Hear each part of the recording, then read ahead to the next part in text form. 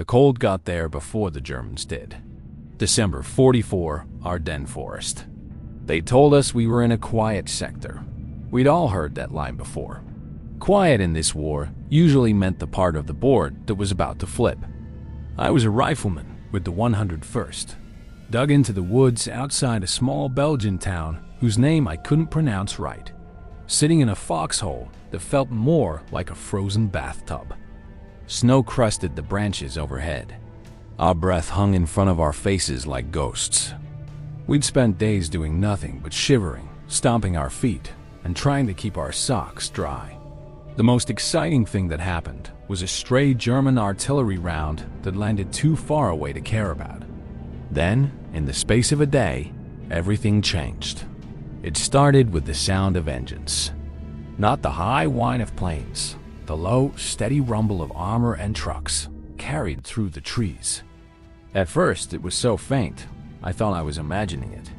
Then my buddy, Miller, looked up from his cigarette, eyes narrowing. "You hear that?" he asked. "Yeah," I said. "That's not us." Orders came down fast and messy.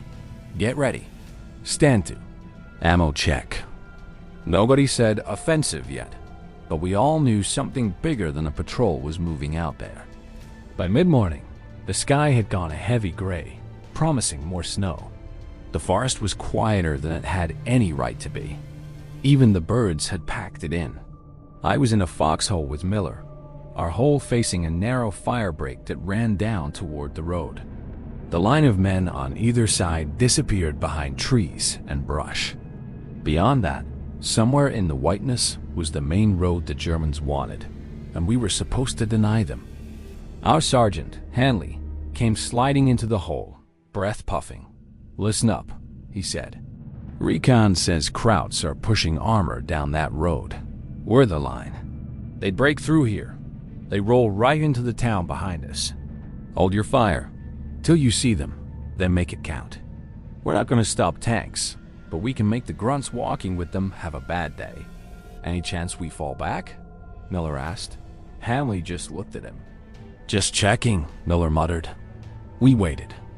Waiting in winter is its own kind of torture. Your fingers go numb, then they hurt, then they go past hurting. You start to wonder if you'll even be able to pull the trigger when it matters. The engines got louder. Through gaps in the trees, we saw the first hints of movement. Darker shapes against the snow, slow and deliberate. A tank's turret, just visible between fir trunks. Men walking alongside, rifles slung, breath smoking. "Panzer," Miller whispered. "Big one." "Keep it down," Hanley said. We hammer the infantry. Let the big boys with the bazookas and artillery worry about the tin cans. The column moved cautiously.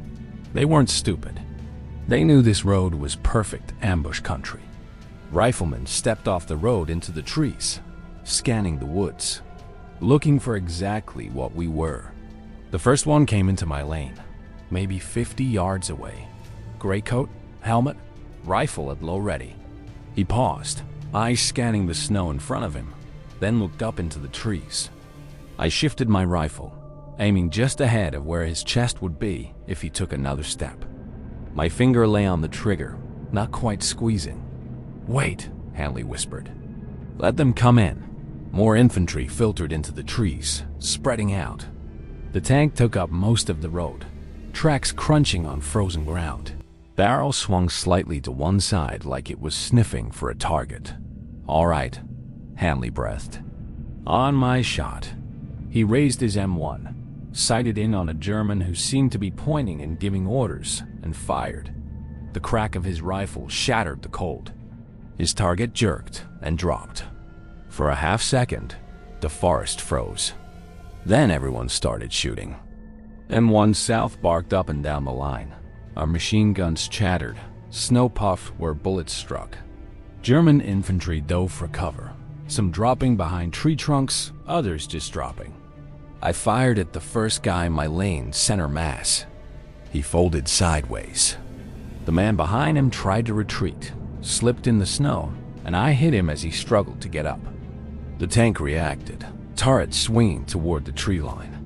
The barrel looked impossibly big as it turned in our direction. "Get down!" Hanley yelled.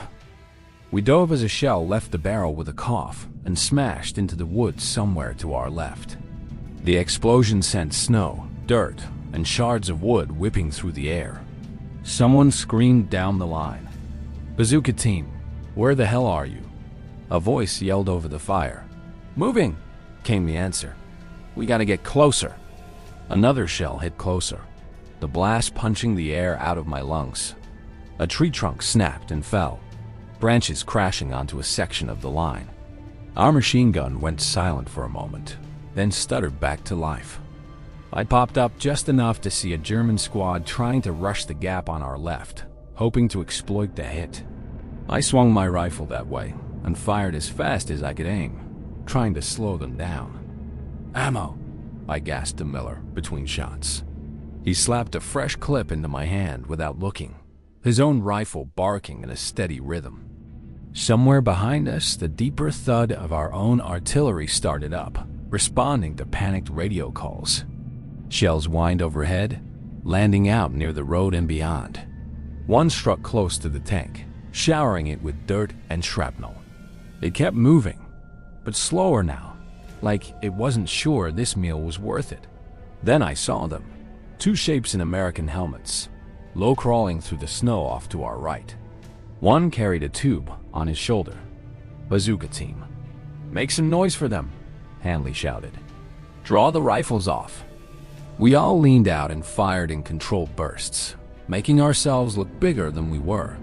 The Germans answered, muzzle flashes winking all along their side of the trees. The bazooka team reached a fallen log, took cover behind it, and set up.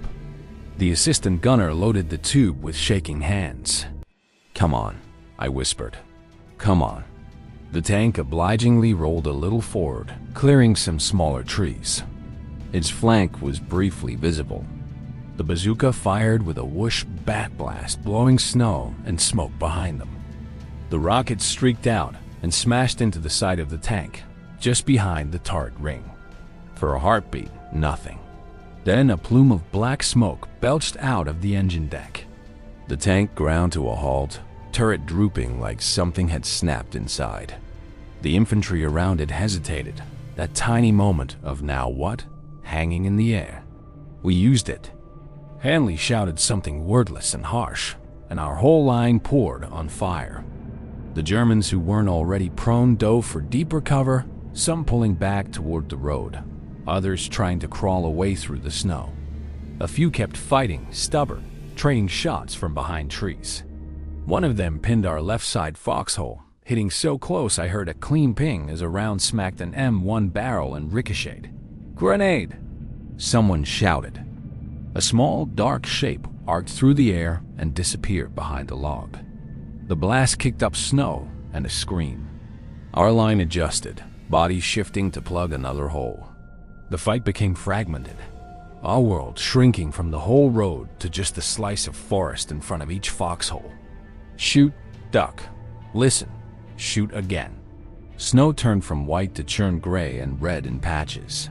After what felt like hours, but was probably minutes, the sound started to change. German fire thinned, then concentrated farther back toward the road and beyond. I heard shouted commands in accented English from our officers. "Hold! Don't chase! Let the artillery work them!" Artillery obeyed. Shells walked the road and the woods just beyond it. Each impact a stab of light through the trees and a boom that we felt in our chests. We stayed in our holes, rifles up, breathing hard, watching the gaps. No more infantry pushed our sector. The engines, though, more of them, rumbled deeper in the woods, shifting, repositioning. This attack was just a feeler, not the main punch. You could sense it. "Ceasefire." Hanley finally called along our part of the line. "Check ammo, check each other. Keep your eyes open. This isn't over." My hands trembled as I reloaded. My right ear rang with a high-pitched whine. My breath came out in little white bursts. "You good?" Miller asked. "I'm something," I said. He snorted steam. "Tank burning sure looks pretty in the snow," he said. I'll give it that. Eventually, higher-ups sent word. We'd held the road for now. Another push was likely coming. We'd get maybe an hour to regroup, shift positions, and get the wounded back toward the aid station in town. Our medic and a couple of guys crawled out to drag in a man who'd been hit on the edge of the tree line. I watched them go, half expecting a fresh round of fire to start. It didn't. Not this time. By late afternoon, the sky started spitting more snow.